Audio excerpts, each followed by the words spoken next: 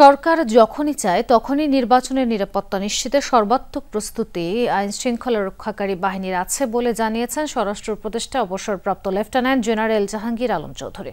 রাজধানীর উত্তরায় র্যাব-1 কার্যালয় পরিদর্শন করে তিনি বলেন, দু-একটি বিচ্ছিন্ন ঘটনা ছাড়া সবখানেই নির্বাচনের জন্য লেভেল প্লেইং ফিল্ড রয়েছে। মাঠ পর্যায়ে পুলিশের কাছে রাইফেলের মতো অস্ত্র থাকলেও ভারী মরণাস্ত্র থাকবে না বলে জানান স্বরাষ্ট্র উপদেষ্টা।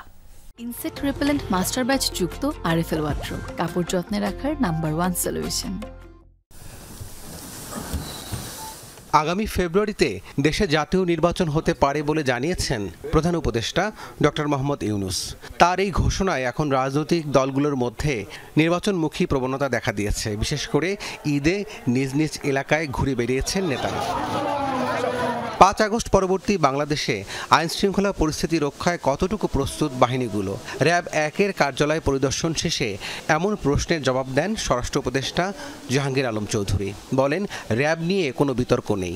প্রধান উপদেষ্টা যেই সময় উনি ডিসিশন নেবেন ইলেকশনের ডেট, আমরা সেই সময়ের জন্য সবসময় প্রস্তুত।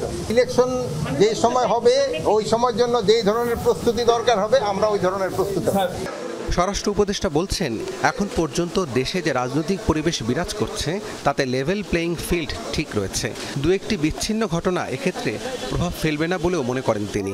ছোটখাটো ঘটনা সব সময় ঘটে। আপনারা যদি 53 বছরের ইতিহাস দেখে থাকেন, এই ছোটখাটো ঘটনা ঘটে থাকবে এবং এই ছোটখাটো ঘটনা দিয়ে একটা ঘটবে। এই সব ঘটনা ঘটে দেখেই তো আমাকে এই বাহিনী রয়ে গেছে। যে কোনো কিছু না হয়তো তো আমাদের বাহিনীরই দরকার হইতো না। যদি সব একেবারে লেভেল প্লেইং ফিল্ড, কোনো কিছুই দরকার নাই, তাহলে বাহিনীর কি দরকার?